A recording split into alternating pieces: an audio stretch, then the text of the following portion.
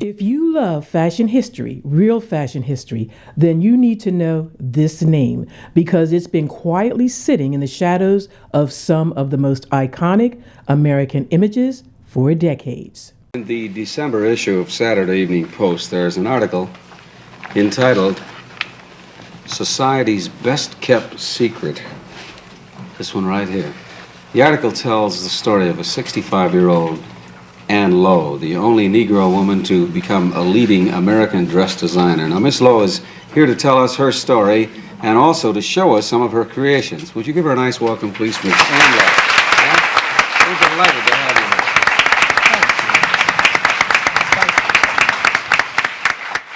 If we're talking about Black fashion archives, about preserving our style and our legacy beyond seasonal trends, then we have to talk about the Black women whose genius was worn by the most visible people in the country, while their own names were kept in the shadows. Today's spotlight is on Ann Lowe, a designer whose work sat at the center of American high society, but whose story is also a blueprint for why archives matter, not just for nostalgia, not just for the look of how far we've come, but because, again, without receipts, without documented history, Black brilliance gets filed under unknown, unaccredited, and forgotten. And if you think you already know her story, then stay with me because the part that most people leave out is the part that explains everything about how Black culture gets celebrated while Black creators get erased.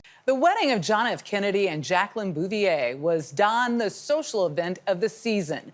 70 years ago this week, the dress the future First Lady wore launched her reputation as a style icon, adding publicity and recognition to fashion designers worldwide. Everyone but the American designer who started it all. But a new exhibit that opened this week hopes to right that historic injustice. Ann Lowe, American courtier, puts the spotlight on a woman who designed dresses for much of high society. It was a society page sensation. Every detail of Jacqueline Kennedy's wedding mentioned, save the name of her designer. And so Ann Lowe lost her moment in 1953. Wow, that is quite the portrait. She's reclaiming it now. She is what this exhibit is about, and we needed to put her first, and then the gowns. Lowe's designs are the featured attraction at the Couture Museum. The sheer magnitude of this collection astounds me. Alexandra Deutsch is its co-curator. I think it's a testament to the range of what Lowe designed. I mean, you're looking in this case from the 1920s into the 1960s. This is one designer. When people talk about fashion history, they often talk about the moments, a gown, a wedding, a photograph, a society page first. But the archive doesn't always tell you who built the moment. And that's where Ann Lowe lives, inside the moment, inside the seams, inside the stitching, but too often left out of the caption. Ann Lowe's story begins in a place that already tells you what she was up against, the American South, in an era where Black excellence was demanded but rarely acknowledged. She learned the language of fashion in the way that so many Black women learned artistry in this country, not through invitations into institutions, but through talent that couldn't be ignored and discipline that couldn't be denied. Her gift wasn't just being creative, it was precision, engineering, and the ability to make the fabric behave like sculpture. And that's what made her dangerous, but in the best way. Because once you can build a gown that looks like it belongs in a museum, people will come to you quietly and conveniently. And at first, it sounds like success. It sounds like your work is in demand. It sounds like they can't deny you, but here's the twist. One of the most important twists in Black fashion history, they can celebrate your work while still refusing to celebrate you.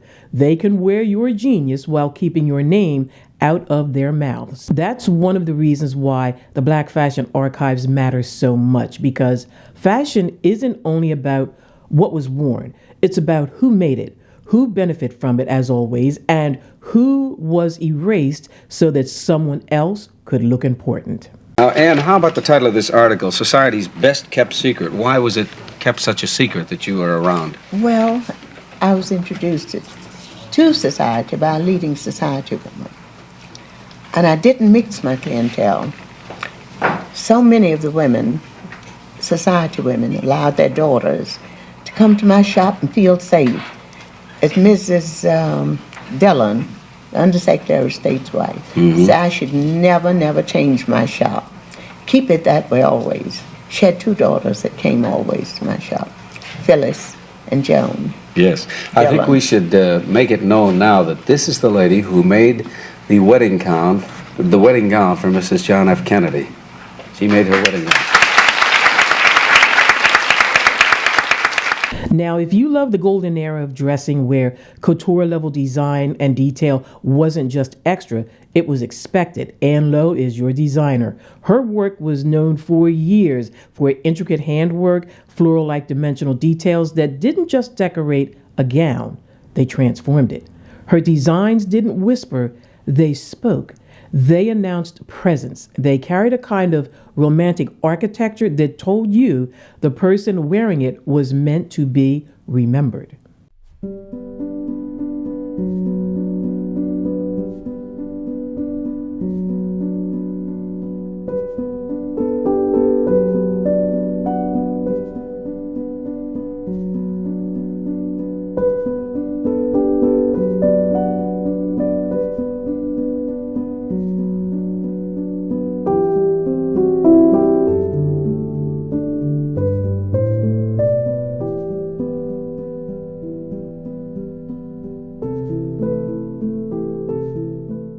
And yet the system around her work looked like a funnel. Black labor goes in, white recognition comes out.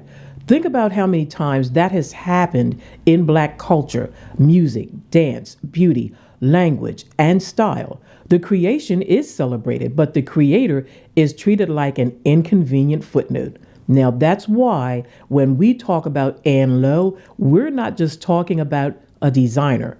We're talking about a pattern, a cultural habit, a historical theft that doesn't always look like stealing because it's done through silence, omission, and polite denial. And if you're someone who loves fashion, think about this. How many iconic looks have you seen that were credited to a moment, but not credited to the Black hands that constructed it? Anne Lowe's career moved in spaces that were obsessed with image and status. Her clientele included people who wanted exclusivity, gowns that looked like nobody else's, and that suggested lineage as well as legacy. But even while she served that world, she wasn't treated as if she belonged to it. In the fashion ecosystem, belonging isn't just about talent. It's about access, it's about credit, and about how the story gets told after the cameras leave. And that's where the archives become power, because when the archive is incomplete, it doesn't just affect the past, it reshapes the future. If a young Black girl who loves fashion grows up never hearing names like Anne Lowe, she grows up thinking Black designers arrived recently, like we're new to this, like we weren't constructing elegance long before we were permitted to sit at the table. But listen, the truth is, we were building the table. And how did you get started in dress designing? You've been doing it for quite some time, I trust. All my life, my grandmother, my great-grandmother, and my mother. Just I never knew anything else. You were around it from the time you were a small child? From the time I can remember. Mm-hmm. I was making doll clothes. And I made my first dress at 8 years old. For yourself? For myself. Did you sew it by hand at age 8? I sewed it by hand. Good. And I was making patterns that they could use in the dressmaking when I was 10. Anne Lowe also represents something else that gets missed in mainstream fashion discussions: the difference between popularity and performance.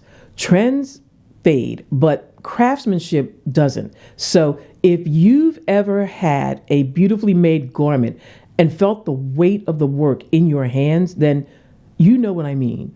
you can feel the hours, you can feel the decisions, you can feel the human that was behind it. FIT fashion historian Elizabeth Way researched Lowe for nearly a decade. When you think of Anne Lowe and the history of America, define what she means. Anne Lowe absolutely helped shape American fashion culture. She made these dresses that were photographed, that were looked at, that were coveted, that were copied. She's always right in line with what's happening in fashion. But for all these looks, we see this elegance, we see this embellishment style that is extravagant but not excessive. And also you see her enormous skill. All of these hand details. She would bead, she would applique. Her skill set was immense. And here's a hard but necessary thought. When a system refuses to credit you, it's not just disrespectful, it's strategic, because credit becomes money, and money becomes institutions, and institutions become archives. So when Black creators are denied credit, they're also being denied the infrastructure that keeps their names alive. This is why doing the Black Fashion Archives isn't just a cute history series. It's corrective work. It's you saying, we're not letting the story be told without us anymore. And when we put Anne Lowe back into the narrative, we're doing something powerful. We are changing what's considered American fashion. Because American fashion is often presented like it's built solely through certain houses and certain names and certain rooms. But Anne Lowe forces the truth into the conversation. American fashion was also built through Black brilliance, sometimes centered, sometimes exploited, often uncredited, but undeniably present. The real question becomes, what happens when we stop letting the archive be incomplete? What happens when we stop accepting iconic without asking created by who? That's what I'd like to know. And what happens when we put authorship back right where it belongs? Well, that's the larger mission here, not just to admire a gown, but to restore a legacy. Black talent has been shaping American style for generations, often without permission, without credit, and without a protected paper trail. Because when the tags disappear, when the records don't get saved, and when the stories aren't documented, genius becomes anonymous. And anonymous becomes forgotten. Mrs. Kennedy's gown, she never knew until she read this piece that her gown was ruined 10 days before the wedding. Oh, tell that story. Oh, you must tell that story. I didn't hear that one. Well, I completed all of them. There's 12 bridesmaids. I had everything completed. And I was going to ship them the next day. But it was so much fun to dress all the figures in the bridesmaids' dresses and put her dress on the figure. And then just sit and look at And it, look admire at your them. work. And there was a fellow had a party upstairs, and the roof over the ceiling was tin. It was old and rusty. Mm-hmm. And that they let the bathtub run over, and it was running all night. And it was ankle deep in water when it got in. And her dress, instead of being the beautiful white, it was rust color, where the rust had streamed down on it.